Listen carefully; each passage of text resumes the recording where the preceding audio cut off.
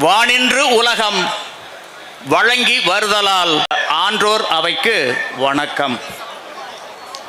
இல்லறம், துறவரம், இறை வழிபாடு எல்லாமே பொழிகின்ற மழையை பொறுத்தே இருக்கும்.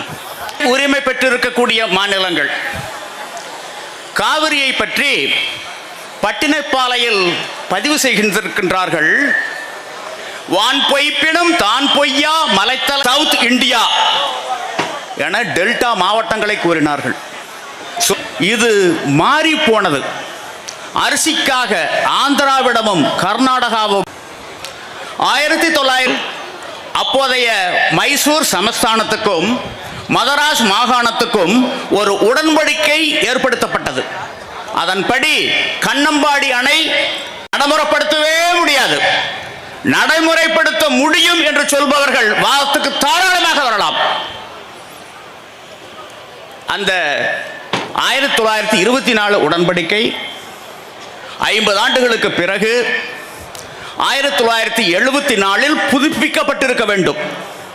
தமிழ்நாடு அரசு புதுப்பிக்க காவிரி நலன் காவு கொடுக்கப்பட்டது. காவிரி உரிமை காவு கொடுக்கப்பட்டது. அந்த காலகட்டத்தில் உச்சநீதிமன்றத்தில் இருந்த அந்த வழக்கை திட்டமிட்டு தமிழ்நாடு அரசு ஹேரங்கி போன்ற நீர்த்தேக்கங்கள் கட்டப்பட்டன. அப்போ மன்னார்குடி ரங்கநாதன் என்ற விவசாயி உச்சநீதிமன்றத்தில் தொடர்ந்த வழக்கு நிலுவையில் இருந்தது. அதை முன்னிறுத்தி விபி சிங் பிரதமராக இருந்தபோது காவிரி நடுவர் மன்றம் 1990 அமைக்கப்பட்டது. 91 இடைக்கால தீர்ப்பு 205 டிஎம்சி. 16 ஆண்டுகளுக்கு பிறகு 2007 இறுதி தீர்ப்பு 192 டிஎம்சியாக குறைக்கப்பட்டது. 4 மாநிலங்களும் இதை ஏற்றுக்கொள்ளவில்லை. கூடுதலாக தண்ணீர் கேட்டன. மேல்முறையீடுகள். அதன் மீதான தீர்ப்பை 2018 பிப்ரவரி 16 உச்சநீதிமன்றம் வழங்கியது. அப்ப 192 டிஎம்சி 177 டிஎம்சியாக குறைக்கப்பட்டது. அதையும் ஒத்துக்கொண்டோம். அந்த தீர்ப்பு அரசிதழில் வெளியிடப்பட்டது. காவிரி மேலாண்மை ஆணையம் புதுடெல்லியில் உருவாக்கப்பட்டது. ஒழுங்காற்றுக்குழு பெங்களூருவில் அமைக்கப்பட்டது. கடந்த 7 ஆண்டுகளாக நடைமுறையில் தீர்ப்பு இருப்பதாக சொல்லப்படுகின்றது. ஆனால் நடைமுறைப்படுத்தப்படவில்லை. 28 ஆண்டு கால சட்ட போராட்டம், அதுக்கு பின்னாடி 7 ஆண்டுகள், இந்த 35 ஆண்டுகள்ல கர்நாடகா எப்ப தமிழ்நாட்டுக்கு தண்ணீர் திறந்திருக்காங்க? தமிழ்நாடும் புதுவையும் காவிரியில் கடமை மேல் தேக்கினால் கர்நாடக நீர்த்தேக்கங்கள் உடையும் என்ற அடிப்படையில் அவர்களுடைய அணைகளை தமிழ்நாட்டையும் புதுவையையும் வடிகாலாக வைத்து உபரி நீரைத்தான் திறந்திருக்கின்றார்களே. சொல்ல முடியுமா?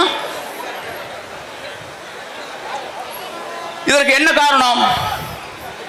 சரியான இலக்கை நோக்கி இந்த வழக்கு நடத்தப்படவில்லை.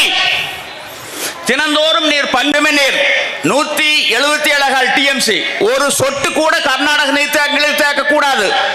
தினந்தோறும் அது மேட்டூர் அணைக்கு கொண்டு வரப்பட்டு சேமிக்கப்பட்டு வருகின்றது. எதற்காக இறையாண்மை ஒருமைப்பாடு கேள்விக்குறியாகின்றது? எதற்காக தமிழ்நாட்டுக்கும் புதுச்சேரிக்கும் உண்டான உரிமை நீரை கர்நாடக நீர்த்தேக்கங்களில் தேக்க வேண்டும்? அந்த நீர் கொடுத்ததா? தேக்கி வைப்பதற்கு வாடகை கொடுக்கின்றோமா? எந்த முகாந்திரத்தினுடைய அடிப்படையில் தமிழ்நாட்டுக்கும் புதுச்சேரிக்கும் உண்டான உரிமை நீரை கர்நாடக நீர்த்தேக்கங்களில் தேக்கி மாதாந்திர அடிப்படையில் தமிழ்நாடு 22, நவம்பர் 5, டிசம்பர் 8, ஜனவரி 3, பிப்ரவரி 2.5, மார்ச் 2.5, ஏப்ரல் 2.5, மே 2.5 என 12 மாதங்களும் தண்ணி கொடுக்கணும். குடிநீர் தேவை, பாசன தேவைக்கு ஏற்ப. சரி, தீர்ப்பு நடைமுறைப்படுத்துறாங்க. பாசன தேவைக்கேற்ப குடிநீர் மாதாந்திர அடிப்படையில் தமிழ்நாட்டுக்கு உண்டான தண்ணியை கொடுத்துறாங்க.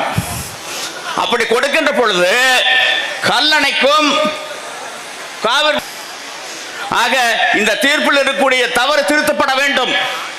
அதாவது இதை பத்தி அனைத்து கட்சிகள் விவாதிச்சுமா, இல்ல சிறப்பு சட்டப்பேரவை அமர்வில் பேசணுமா, இல்ல பாராளுமன்றத்தில் 40 உறுப்பினர்கள் ஒருத்தர் வாய் திறந்திருப்பாங்களா? என்ன கொடுமை இது! இரண்டாவது, அந்த 17.25 டிஎம்சி எடுத்து கொடுத்ததற்காக டெல்டா மாவட்டங்களில் நிலத்தடி நீரை எடுத்து பயன்படுத்திக் கொள்ள வேண்டும். நிலத்தடி நீர் யாருக்கு சொந்தம்? அரசுக்கு சொந்தம் இல்ல, மக்களுக்கு நோய் நீர்த்தேக்கங்களில் தேக்கி வைக்கப்பட்டிருக்கும் தேக்க நீரத்தை இவங்க எல்லாம் குடிச்சுக்கணும். நிலத்துக்கு கீழே போயிட்டா அந்த நீர் தாவரங்களுக்கு சொந்தம். இந்த தாவரங்கள் தான் இந்த ஜீவராசிகளுக்கு வேண்டிய. துப்பாருக்கு துப்பாயதும் மழை. இதுல துப்பாக்கியும் இல்ல, தோட்டாவும் இல்ல, வன்முறையும் இல்ல. பங்கீட்டை பத்தி தெளிவா பதிவு பண்ணிருக்காங்க. நிலத்தடி நீர் எடுத்தா 1000 அடி. அந்த நாட்டில் நிலத்தடி நீரை எடுத்து பயன்படுத்தினால் குற்றம். It is an offense liable to be prosecuted. இப்படி சட்டங்கள் பல நாடுகள் இருக்குது. ஆனா எப்படி தீர்ப்பு சொல்லி இருக்காங்கன்னா, எப்படி தீர்ப்பு வாங்கியிருக்காங்க? நம்முடைய இயற்கை வகுத்திருக்கக்கூடிய நீர் பங்கீட்டை பற்றி கண்டுகொள்ளவில்லை. பல நாடுகளில் இருக்கக்கூடிய சட்டத்தை ஏற்றுக்கொள்ளவில்லை. நம்முடைய முன்னோர்களுடைய அறிவுரையை காதுகளில் வாங்கிக் கொள்ளாமல் கடத்தங்காய் எடுத்து வழிப்பிள்ளையார் கொடுத்திருக்காங்க. இதுதான் காவிரி தீர்ப்பு. இந்த நீர்ல ஏராளமான பிரச்சனைகள் இருக்கு. இந்த நீர் மாசுபடுது இருக்குது. இப்ப பாத்தீங்கன்னா திருப்பூர் 30,000 கோடி அந்நிய செலாவணி ஈட்டி கொடுக்குது, ஆயத்தாடைகள் ஏற்றுமதி. ஆனா நொயிலார் செத்து போச்சு. எப்ப மீட்டெடுக்க போறோம்?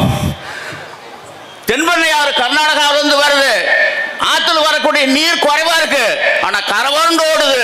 எது ஓடுது? நுரைதான் கரவரண்டு ஓடுது. இன்னைக்கு 110 அடிக்கு மேல மேட்டூர் அணையில் தண்ணி இருக்குது, பச்சை நிறத்தில் இருக்குது. இதுக்கு என்ன காரணம்? அந்த 14 டிஎம்சி ஒதுக்கி கொடுத்தாங்களே, விவசாயத்துக்கு பயன்படுத்த விவசாயத்துக்கு கொடுத்திருந்தா பரவாயில்ல. கர்நாடக தொழிற்சாலைக்கு 10, பெங்களூர் குடிநீருக்கு 4.25, அங்கிருந்து மாசுபட்ட நீர் வந்துதான் அந்த நிலைமை. ஆக இதுக்கெல்லாம் ஒரே தீர்வு. என்ன தீர்வு? தீர்வு நம்ம கையில் தான் இருக்கு. தன்மானத்துக்கு அடையாளம் யாரு?